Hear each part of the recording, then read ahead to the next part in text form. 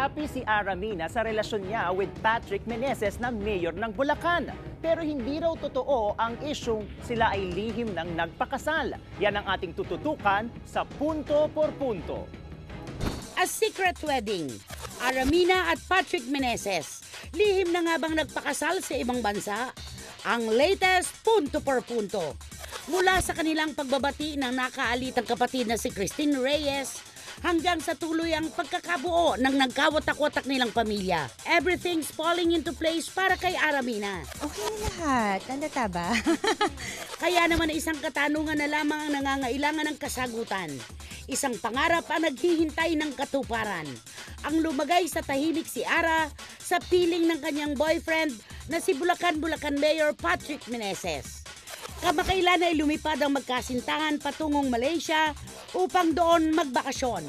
Making up for the lost time na nawalay sila sa isa't isa dulot ng pagiging busy nito sa kampanya. Pero kasabay ng pagbabalik bansa ni Ara at Patrick ang pagsambulat ng isang intriga. Di umano, lihim nang nagpakasal ang dalawa sa Malaysia. Isyong agad sinagot ng aktres. Natatawa nga ako eh. Ano ba yan? Kung meron namang magaganap na ano, bakit naman hindi ko pa alam, 'di ba? Ba't pa isi-secret? Hindi pa. So, huwag natin madaliin kasi siguro may mga bagay pang kailangang asikasuhin. Huwag natin siyang pangunahan. Oo, baka nape-pressure tuloy yung tao sa inyo. At kaugnay ng usapin ng kasal, isang biro ang aksidenteng nabitiwan ng aktres. May inaano pa kaming mga bagay-bagay. Pero napapag-usapan naman namin. Hindi pa daw, meron pang isang test, hindi pa daw ako pumapasa. Joke!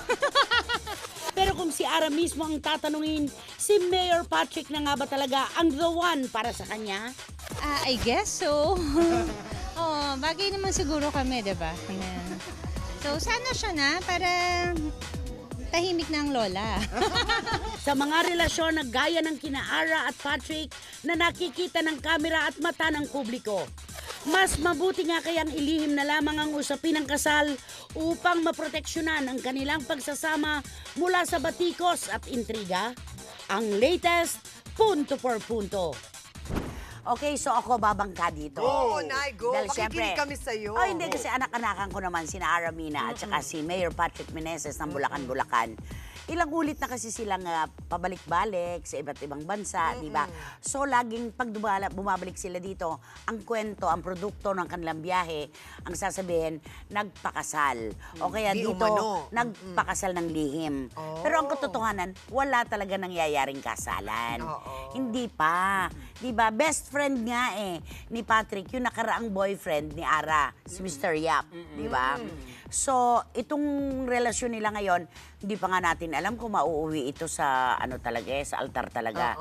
Dahil sa aking pagkakaalam, ay may mga taong parang hindi gaanong pabor sa pakikipagrelasyon ni Mayor Patrick kay Ara. At saka assuming na hindi ba na yung ex ni Aramina ay kaibigan ni ni Mayor Patrick. Siyempre may ilang factor din yan, tama. di ba? So, Hanggang may ngayon nga, hindi certainly- pa rin nagkakakibuan si Mayor Patrick at si Raymond Diap. O, si talaga? hanggang ngayon, nakita mo na, nagkakaroon may ng tensyon ganun sa iba pa. pang uri ng relasyon ng bawat isa. Pero hindi sana ba? kung talagang nagmamahalan, mauwi sa altar. Yun Oo nga, naman. sana lang din. Dahil syempre, lagi naman natin gusto magkaroon ng happy end. Kaligayahan. Hindi naman talaga, kung kayo, di Kayo, ba? tama. Kung hindi, porlog na lang. Yeah.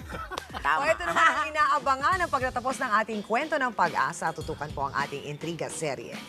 Modesty aside, lagi akong bida. Ngayon naman po, gusto kong maging extra.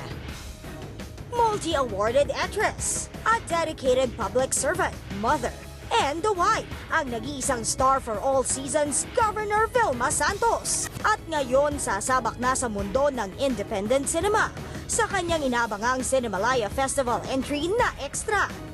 Pag nag-artista ka, dapat yung kasi gusto mong mag-artista. Sir, iniwan po kami ng walang iya kong asawa. Sir, bigyan niyo po ako isang pagkakataon. Ikaw na. Subok na galing ng isang dekalibring artista. Gaganap sa naibang kwento ng buhay, pamilya at pangarap. The star for all seasons, Big Tell All. Ang latest explosive, exclusive. First indie film, pero ginawa ko yun more on for experience kasi naiintriga ako sa indie film. Masaya ako na I was able to make one at iba-iba talaga ang world ng indie. So kung may mga interesado, maraming salamat po. So in my own little way, meron man lamang akong ma-contribute sa tinatawag nating indie family through Extra. Ang pambihirang pagsasama-sama ng mga pinakamalalaking pangalan mula sa 4 na sulok ng industriya. Kusang papasalamat ko sa kanila kay my baby Marian, kay Piolo, kay Cherry Pie, kay Sir Chief, Pilar. Ang dami kasi nagbigay sila ng walang kapalit at kailangan sila kasi para lumabas yung pagka-extra. Kailangan natin ng mga big stars para lumabas yung pagka-extra. At hindi nagdamot yung mga big stars na ito. Kaya mula po sa puso ko, maraming salamat po. Ngunit kasabay ng big milestone na ito sa karera ng aktres turned politician, ang paglantad naman ng isang big intriga revelation. Di umano pressure daw si Ate V sa big expectations ng sambayanan sa kanyang first indie movie. Ang ugat ng kontrobersya, ang pagiging hot topic ng trailer ng Extra sa social media. Alam mo, lalo yung akong kinakabahan kasi lagi nilang binabanggit sa akin na sobra daw yata sa social media na ang laki daw ng viewership and then pinapasa pa sa iba and gustong-gusto nila yung napapanood na trailer na nangingiba sila sa itsura ko. Kinakabahan ako. Parang, oh Diyos ko Lord, baka sobra naman ang expectations nyo. But the mere fact lang na nakapag-contribute ako ng indie film na sana po magustuhan nyo dahil this time, more than half of my life, hanggang ngayon po, modesty aside, lagi akong bida. Ngayon naman po, gusto kong maging extra. Abangan bukas sa ang latest updated. More of Ate V's Big Tell-All Explosive. Exclusive. Ang kanyang maaanghang-anghang na buwelta sa tapatan nila ni superstar Nora Honor na tumagal na ng ilang dekada. At ang kanyang inaabangang deklarasyon sa kanyang buhay at karera. Abangan bukas sa ang latest updated. Ang mga nangungunang chika sa showbiz, todo ang pagratsyada. Huwag bibitiw dahil ito ang latest. Susunod, Derek Ramsey. Naun siya miraw ang pandiligaw sa frisbee player na si Alexa Amos. At Universal leading man, nakahanap na raw ng katapat. Ang inside report, abangan. Piriterong male singer sinapawan ng kilalang singer sa isang show. Ayaw raw maka-level si superstar Nora Honor. Abangan ang clues mula sa walang kising sayang si Shalala. Ito at ang iba pang mga nag-iinit na showbiz update sa pagbabalik ng ang latest update.